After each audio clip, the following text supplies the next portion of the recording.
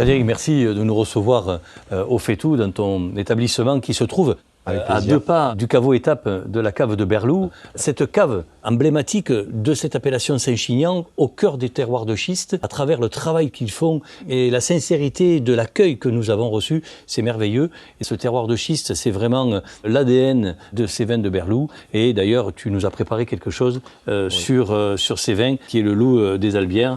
Oui, aujourd'hui, donc, on est parti sur un carré d'agneau de l'Hérault, additionné d'une sauce au miel de garrigue et ce vin rouge, le loup des Albières, qui est la dernière création de la cave coopérative de Berlou.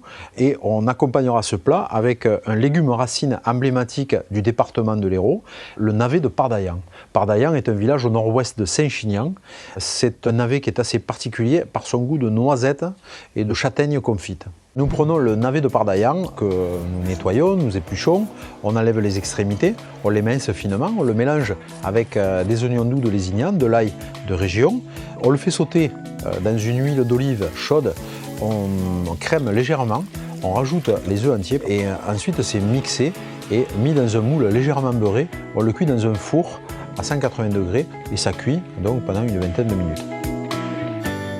Deuxième phase, on prend le carré d'agneau, on le pare, c'est-à-dire qu'on le manchonne. Manchonner un carré d'agneau, c'est quoi? C'est enlever l'extrémité, le haut de côte, et tout simplement après l'envelopper de papier aluminium pour que pendant la cuisson, le haut de côte ne brûle pas. Donc ce carré d'agneau, une fois qu'il est prêt et paré, on le sale, on le poivre. Sur le haut du carré, en fait, on met ce miel de garrigue. Pendant la cuisson, ce miel va doucement descendre sur la chair carré d'agneau et va former une sorte de croûte qui va préserver l'intérieur de l'agneau, donner un côté moelleux et faire un ensemble en fait croustillant et moelleux en même temps. On va utiliser après le loup des Albières pour l'accompagnement sauce.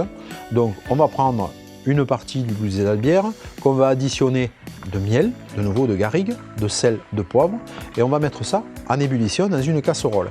Lorsqu'on arrive à moitié volume après ébullition, à ce moment-là, on met quelques noisettes de beurre à l'intérieur qui va nous permettre d'avoir une onctuosité, une homogénéité de la sauce et surtout une brillance. Pour le dressage de l'assiette, c'est la troisième phase, nous allons sortir le carré d'agneau du four, le déposer au centre de notre assiette, tout autour disposer la réduction de sauce et nous allons sortir également les moelleux de navet de Pardaillan que nous disposerons de part et d'autre de l'assiette avec quelques petites plantes sauvages comme le nombril de Vénus, la pimprenelle et un petit filet d'huile d'olive pour donner encore un côté brillant au plat. Là, on voit bien que le carré est cuit comme il faut parce qu'il est croustillant à l'extérieur et rosé à l'intérieur. Tu vas voir la tendresse de cette viande. N'hésite pas à prendre un petit peu de sauce. Voilà, et je te laisse te servir le moelleux de navet de Pardaillan. Superbe, bien équilibré. On a vraiment les arômes du navet qui sont en retour, en position rétro-olfactive très intéressante. Et je vais goûter maintenant l'agneau avec cette réduction de vin de la cave de Berlou. En effet, l'agneau est fondant, il disparaît dans mon palais, il prend toute sa place et tout l'univers que nous avons. Et la signature du vin rouge est tout à fait intéressante. D'ailleurs, je vais goûter à nouveau avec ce superbe vin qui est en véritable symbiose entre le plat, le navet et le vin de la cave de Berlou.